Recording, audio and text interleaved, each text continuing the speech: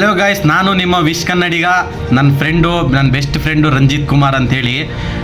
So ಇನ್ನು ನಾವು ಕೊನೆ ಕ್ಷಣಗಣನೆಯಲ್ಲಿದ್ದೀವಿ ಹೊಸ ವರ್ಷದ. ಇನ್ನು ಕೆಲವು ಮೂಮೆಂಟ್ಸ್ ಉಳಿದಿದೆ ನಮ್ಮ ಹತ್ರ. ಈ ವರ್ಷದಲ್ಲಿ ನಾವು ಏನು ಮಾಡಿದ್ದೀವಿ, ಏನು ಮಾಡಿಲ್ಲ ಎಲ್ಲ ಬಿಟ್ಬಿಡಿ ಇವಾಗ. ಸೊ ಹೊಸದಾಗಿ ಇವಾಗ ಹೊಸ ವರ್ಷವನ್ನು ಆಚರಣೆ ಮಾಡ್ತಿದ್ದಾರೆ. ತುಂಬ ವೇಟಿಂಗಲ್ಲಿದ್ದಾರೆ ಕೆಲವರು. ಸೊ ಇವಾಗ ಅವರು ಇವನು ಮಾಡ್ತಿದ್ದಾನೆ ಒಂದು ಕೇಕ್ ಕಟ್ಟಿಂಗು, ನಾವು ಮಾಡ್ತಿದ್ದೀವಿ, ಅವ್ನು ಮಾಡ್ತಿದ್ದಾನೆ, ಇವನು ಮಾಡ್ತಿದ್ದಾನೆ, ಅವ್ರು ಮಾಡ್ತಾವ್ರೆ, ಇವ್ರು ಮಾಡ್ತಾರಂತ. ಅದು ದಟ್ಸ್ ಕಾಮನ್ ಅಲ್ವಾ. ಸೊ ನೀನೇನು ಮಾಡ್ತಿದ್ದೀಯಾ, ನಾವೇನು ಮಾಡಬೇಕು ಅಂತ ನಮ್ಮದ್ರಲ್ಲಿ ಒಳಗಡೆಯಿಂದ ಬರಬೇಕಲ್ವಾ. ಸೊ ಅದಕ್ಕೆ ನಮ್ಮ ರಂಜಿತ್ ಏನೋ ಒಂದು ಎಕ್ಸ್ಪ್ಲೇನ್ ಮಾಡ್ತಾನೆ, ಅದನ್ನು ಕೇಳಿ ನಾವು ಕೇಳೋಣ ಅಂತ ಬಯಸ್ತಾ ಇದ್ದೀವಿ. ಏನು ಹೇಳ್ತೀಯ ರಂಜಿತ್, ಹೊಸ ವರ್ಷ ಎಲ್ಲರ ಜನರ ಬಗ್ಗೆ, ಈ ಸಮಾಜದ ಈ ನಡೀತಾ ಇರೋ ಜನ್ರೇಷನ್ ಬಗ್ಗೆ ಏನು ಹೇಳ್ತೀಯ? ಹೌದು, ನೀವು ಹೇಳೋದು ಕರೆಕ್ಟೇ. ಈಗಿನ ಕಾಲದಲ್ಲಿ ನಮ್ಮ ಹುಡುಗರೆಲ್ಲ ಹೆಂಗಾಗೋಗ್ಬಿಟ್ಟಿದ್ದಾರೆ ಅಂದರೆ, ಹೊಸ ವರ್ಷ ಇನ್ನೇನು ಬರ್ತಾ ಇದೆ ಅಂದ್ಕೊಳ್ಳಿ. ಹೊಸ ವರ್ಷ ಅಂದರೆ ಕೇಕ್ ಕಟ್ ಮಾಡೋದು, ಬೀರ್ ಕುಡಿಯೋದು, ಪಾರ್ಟಿ ಮಾಡ್ಕೊಳ್ಳೋದು, ಇದೇ ಆಗೋಯ್ತು. ಒಳ್ಳೆ ಮೋಟಿವೇ ಇಲ್ಲ. ಇವಾಗ 2025 ಎಲ್ಲ ಕಳೀತು. 2025 ಎಲ್ಲ ಕಷ್ಟ ಬಂತು, ನೋವುಗಳಾಯಿತು, ಸಂತೋಷ, ತೃಪ್ತಿ, ಎಂಜಾಯ್ಮೆಂಟ್ ಎಲ್ಲ ಮುಗೀತು. ಓಕೆ, ಎಲ್ಲ ಆಯಿತು. ಆದರೆ 2025ರಲ್ಲಿ ನೀನು ಏನು ಕಲಿತೆ, ನೀನು ಏನು ಮಾಡಿದೀಯಾ, ನೀನು ಏನು, ವಾಟ್ ಯು ಆರ್, ನೀನು ಅನ್ನೋದು ಏನು, ನಿನ್ನ ರೋಲ್ ಏನು, ನಿನ್ನ ಪಾತ್ರ ಯಾವ ರೀತಿಯದು, 2025ರಲ್ಲಿ ನಿನ್ನ ಪಾತ್ರನ ಹೆಂಗೆ ಮಾಡಿದೀಯಾ, 2026ಗೆ ಆ ಪಾತ್ರನ ಹೆಂಗೆ ಬದಲಾಯಿಸಬೇಕು, 2026 ನೀನು ಹೆಂಗೆ ವಿನಿಯೋಗ ಮಾಡ್ಕೊಬೇಕು, ನೀನು ಏನು ಮಾಡಿದ್ರೆ ಸಕ್ಸಸ್ ಆಗಲಿಕ್ಕೆ ಹೋಗ್ತೀಯಾ ಅನ್ನೋದು ತಿಳ್ಕೊಳ್ದಿರ, ಏನೋ ಅವ್ರು ಮಾಡಿದ್ರು ಇವ್ರು ಮಾಡಿದ್ರು ಅಂತೇಳ್ಬಿಟ್ಟು ಪಕ್ಕದಲ್ಲಿ ನೋಡಿ ನಾನು ಹಂಗಿರಬೇಕು, ನೀನು ಹಿಂಗಿರಬೇಕು, ಅವ್ನು ನೋಡಿ ಅವ್ರ ಬಗ್ಗೆ ನೀನು ಕಂಪ್ಯಾರಿಸನ್ ಮಾಡಿಕೊಂಡು ಇದೆಲ್ಲ ಬೇಕಾಗೇ ಇಲ್ಲ. ಬದಲಾಗಬೇಕಾಗಿರೋದು ನೀನು. ಹೊಸ ವರ್ಷ ಬಂದು ಕ್ಯಾಲೆಂಡರ್ ಬದಲಾಗುತ್ತೆ, ಅದು ಇದು ಎಲ್ಲ ಸೆಕೆಂಡರಿ. ಬದಲಾಗಬೇಕಾಗಿರೋದು ನೀನು ಬದಲಾಗಬೇಕು.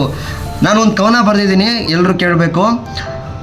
ಹೊಸ ವರ್ಷದಲ್ಲಿ ಹೊಸದೆಂಬುದು ಹೊಸದಾಗಿ ಹುಡುಕಲು ನಾವು ಹೋದಾಗ, ಐ ರಿಪೀಟ್, ಹೊಸ ವರ್ಷದಲ್ಲಿ ಹೊಸದೆಂಬುದು ಹೊಸದಾಗಿ ಹುಡುಕಲು ನಾವು ಹೋದಾಗ, ಹುಟ್ಟುವ ಹುಳದಿಂದಿಡಿದು ಬೆಳೆದ ಹುಲುಮಾನವನವರೆಗೆ, ಹುಟ್ಟುವ ಹುಳದಿಂದಿಡಿದು ಬೆಳೆದ ಹುಲುಮಾನವನವರೆಗೆ, ಚಿಕ್ಕ ಹೊಳದಿಂದಿಡಿದು ಹರಿವ ನದಿಯವರೆಗೆ ಎಲ್ಲಿಯೂ ಕಾಣಲಿಲ್ಲ.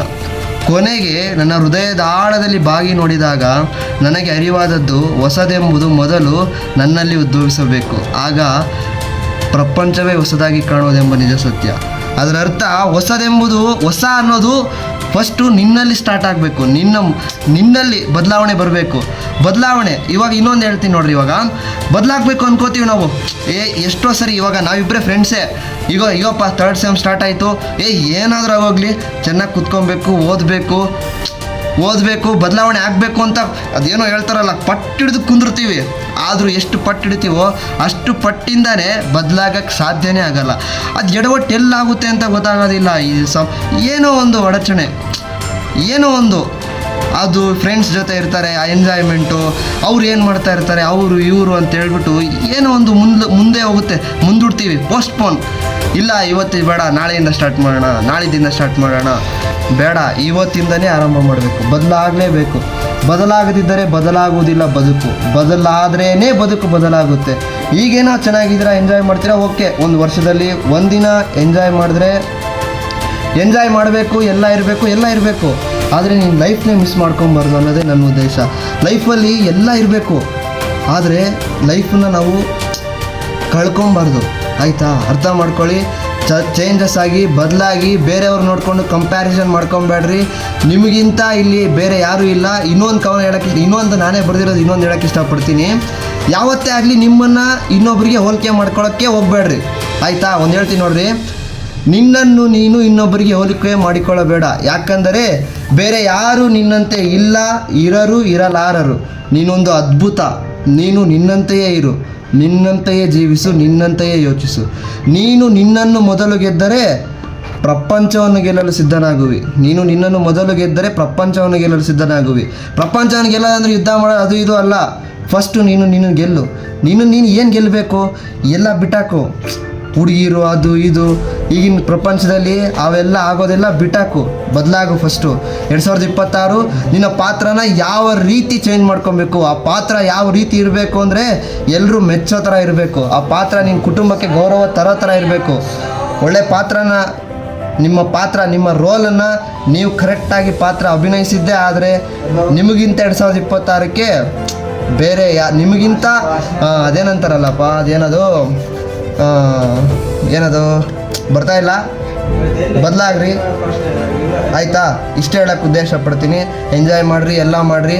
ಆದರೆ 2025ರಲ್ಲಿ ಏನು ಕಲ್ತಿದ್ದೀರಾ, ಏನು ಮಾಡಬೇಕು, 2025ರಲ್ಲಿ ಏನೇನು ಅನುಭವಗಳಾಗಿದ್ದಾವೆ, ನಿಮ್ಮ ಎಕ್ಸ್ಪೀರಿಯನ್ಸನ್ನ ಬೇಸ್ ಮಾಡಿಕೊಂಡು 2026ನ್ನ ಒಳ್ಳೆಯ ಸದ್ವಿನಿಯೋಗಗೊಳಿಸ್ಕೋಬೇಕಂತ ಎಲ್ಲರಲ್ಲೂ ಪ್ರಾರ್ಥಿಸ್ತೀನಿ.